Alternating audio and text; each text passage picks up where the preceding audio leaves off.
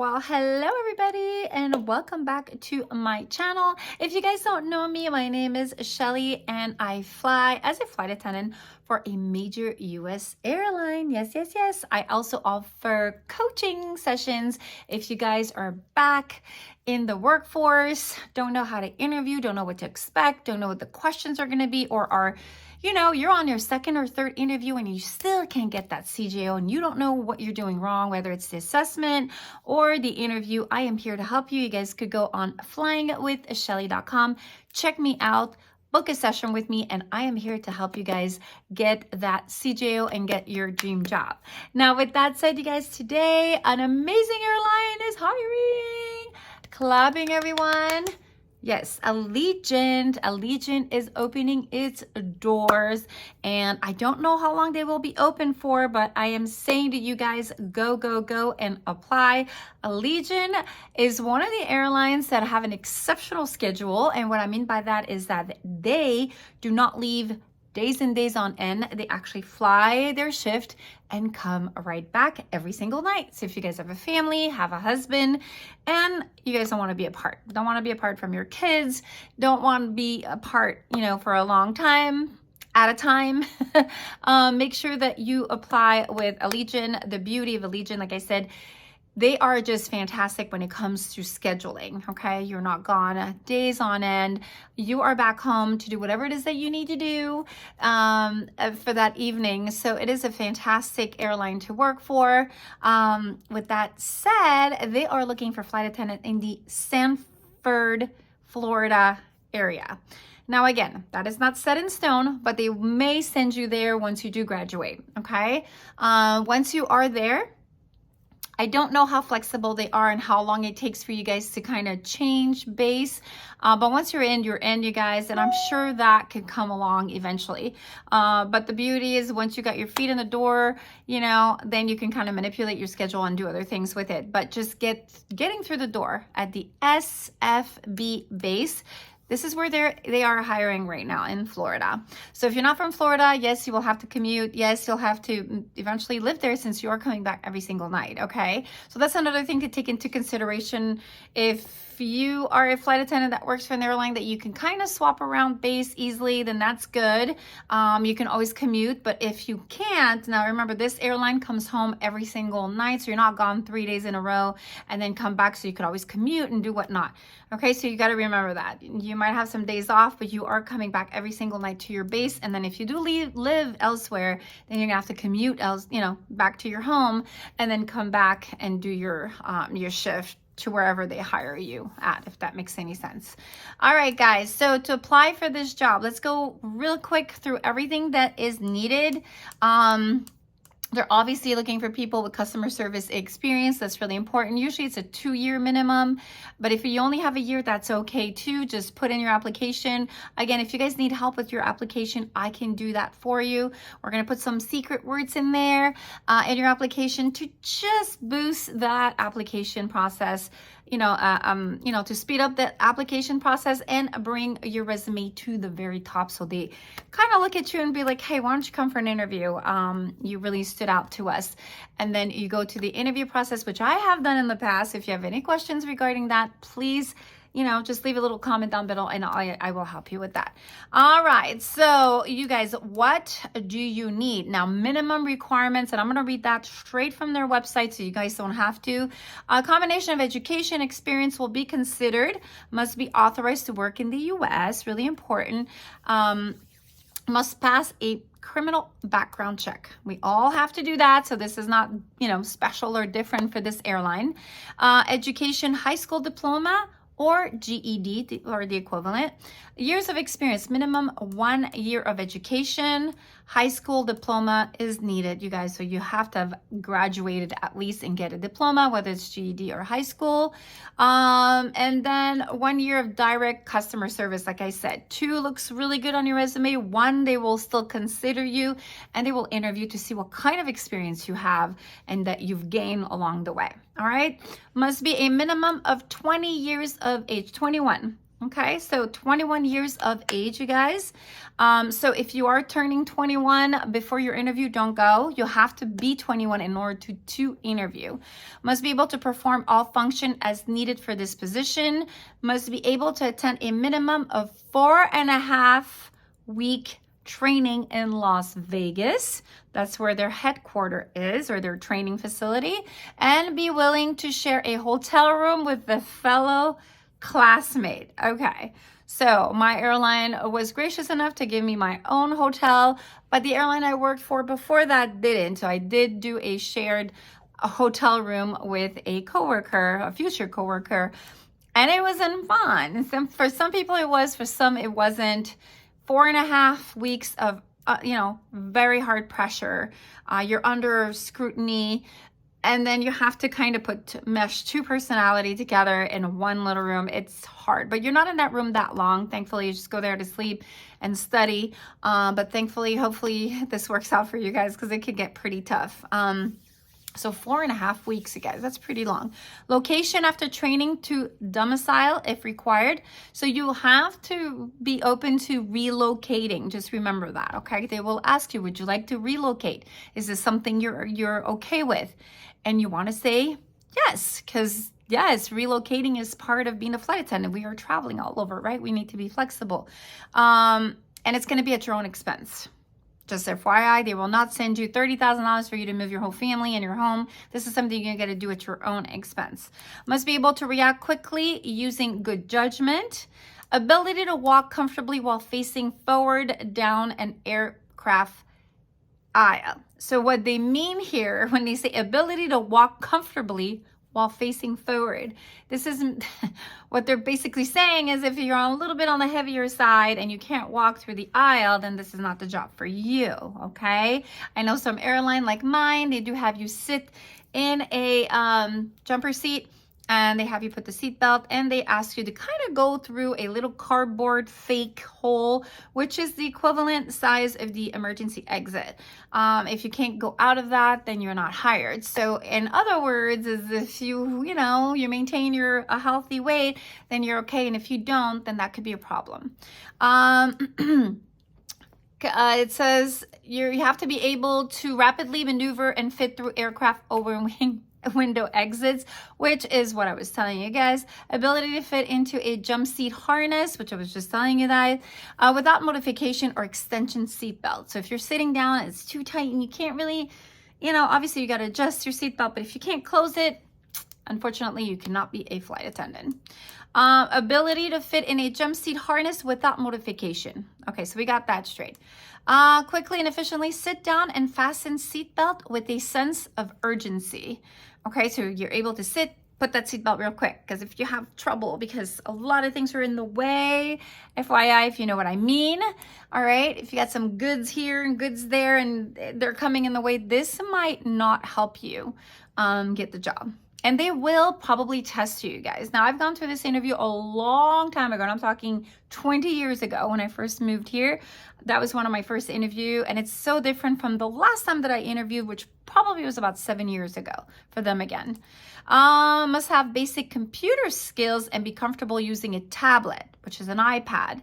That shouldn't be a problem, and they're saying that because a lot of the senior mamas, are just not computer comfortable yet. They are still with the old generation, and you're going to have to refer to UFB, look at your schedule, understand numbers. So you may, if you're not there yet, just kind of get familiar with your regular iPads, which is so similar to iPhones now.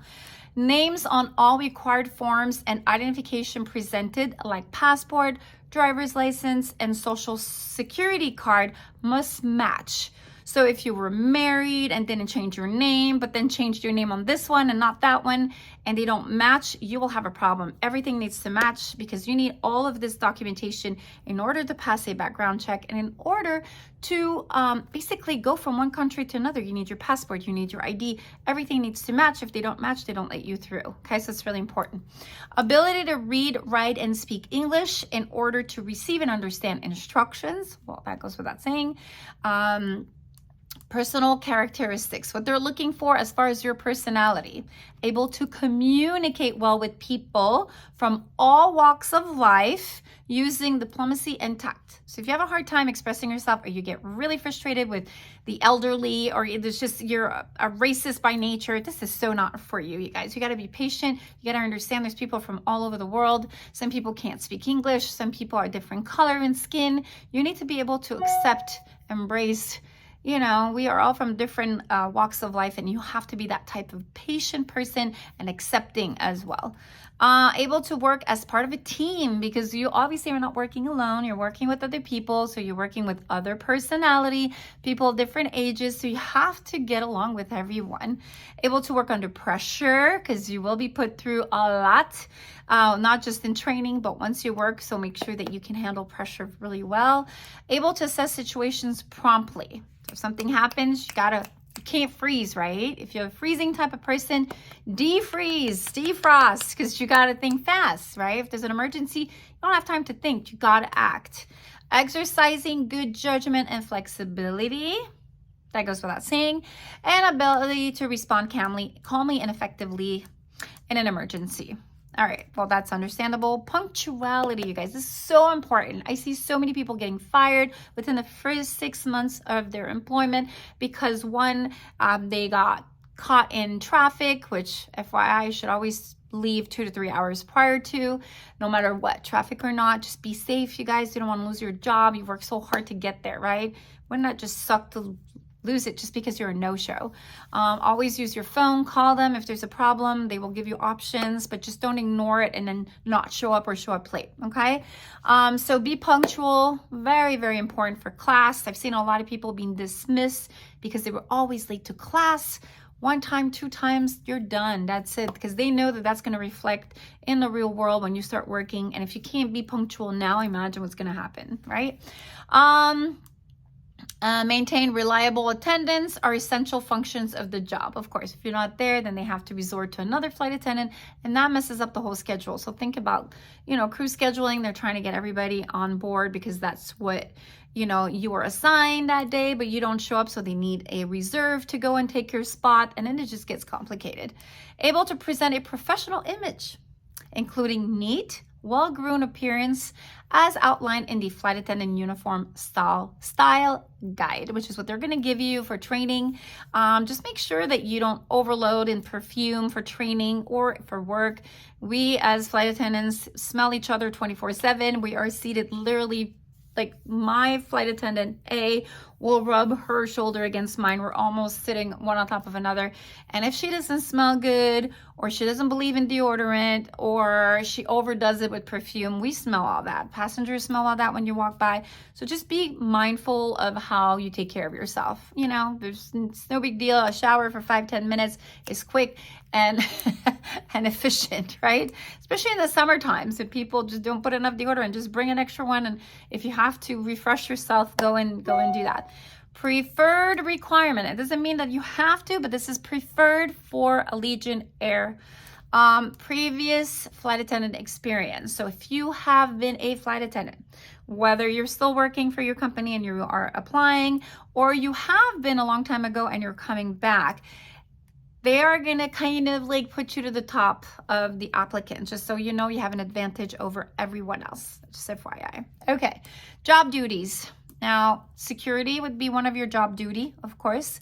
And what they mean by security is perform pre-boarding security checks of aircraft, customers, and carry-on baggage. Now, they'll tell you more when they train you, but that's what we do. We don't just stand around and say, good morning, good morning. What we're doing is we're assessing, right? We're checking to see what you have on, what are you carrying? Does that look like it's not supposed to be on board? So we're all assessing, we're all working when we're doing that.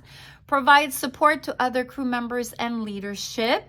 We'll always have each other's back, you guys. My airline, we wouldn't be able to work on our own. We always have each other's back, which is beautiful. Provide direction and assistance to customers in accordance with government regulations and company policies. Safety. Conduct pre-flight safety checks of cabin area. That's so important. Everybody's assigned an area in the plane, and your assignment area, let's say it's the front, that's where you need to go and do all your checks. Then we have the middle, we have the back of the plane. Then it says en route situation, ensure that customers are seated and carry-on baggage is stored properly, advise passengers and confirm compliance with safety regulation procedures. That goes without saying, you guys, you've flown. And for those who have flown, you know you have to put your bag under, make sure bins are closed, make sure everything is in check before we leave, tablets are up, your seat back up. During unusual conditions such as decompression, turbulence, mechanical function, malfunction, medical emergency, take action to maximize the safety of customers and crew. Okay. Comfort. They want you to serve and sell food, snacks, alcohol, and non-alcohol beverages and goods to all customers. Attend to special needs customers, right? And effective communicate with customer individually via intercom. So you have to be comfortable speaking. So public speaking is a gift, because if you're not comfortable, this has to come second nature, or information related to their travel. So you're gonna have to communicate that. Now, when it comes to administrative, they want you to be comfortable with documentation and file reports, such as inventory, trip reports, complete international paperwork. We all have to do that, even with my airline. If we're flying to Cancun or we're flying to, Mexico, there's always paperwork, for customs and whatnot. So you got to be aware of that, and you have to know how to fill it out so you can explain to your clients how to do that, or your passengers. Upload onboard sales timely. Sorry.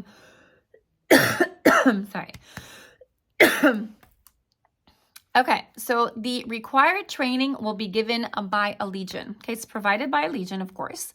An initial / pre-employment. Now, the successful completion of 4.5 weeks is what they are requiring for all new hires, with a minimum of 5 hours of initial operating experience, okay, which is called OE. So OE stands for operating experience. So what they're going to do is, once you are done with your 4.5 weeks of training, they will put you on an actual flight with actual flight attendant and actual passengers, and you're going to have 5 hours where they're going to test you, and they're going to see if you can apply everything you've learned into that flight. So you're there working. It's a little stressful, I'm not gonna lie, but they're very helpful. They're not there to fail you. They're there to just watch you and see and correct you and see where you're going with this. Like, are you applying anything that you learn, into that flight? Sometimes they give you 1 or 2 flights, sometimes 3 flights, depending on the airline. My airline gave me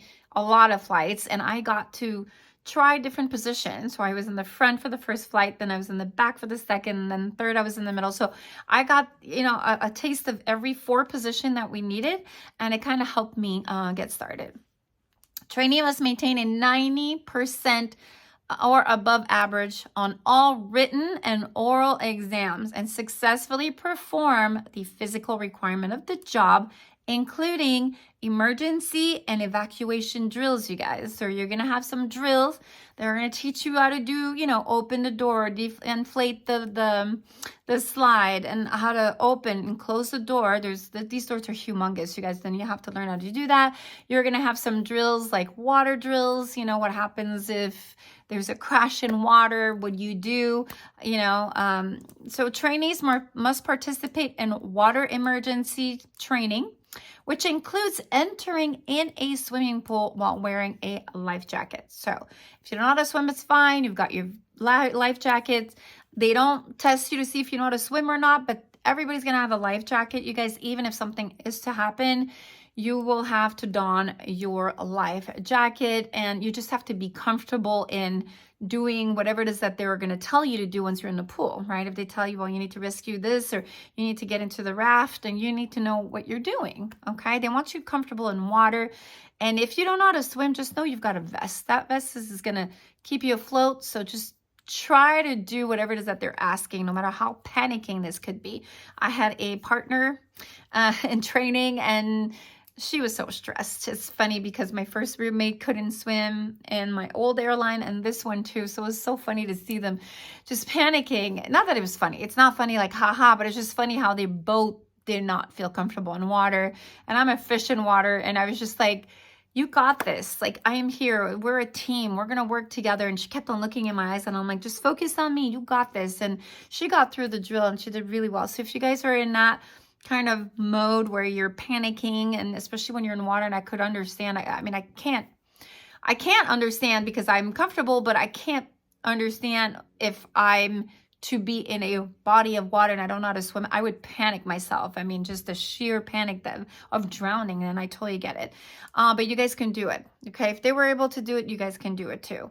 Class hours may include nights, weekends, and holidays, of course, because they are teaching you that once you do work for the airline, you will not have a holiday, especially at the beginning when you're on reserve, and you will not have a holiday or weekends, whatever it is that you want, you will not have. You're at their mercy. So whatever they want to do with you, they will do with you until you gain experience and a little bit of more, you know, more years behind your belt. And if you do, then you start kind of climbing up, okay?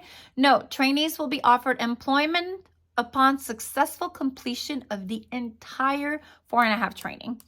All right, so just know that until then, you are not hired, okay? So you can fail, and if you do, you're sent home, okay? You're not officially a flight attendant until you get your certificate and you're done and you've passed with 90% everything. Trainees are paid a daily per diem in accordance to the flight attendant collective bargain agreement to cover miscellaneous expenses.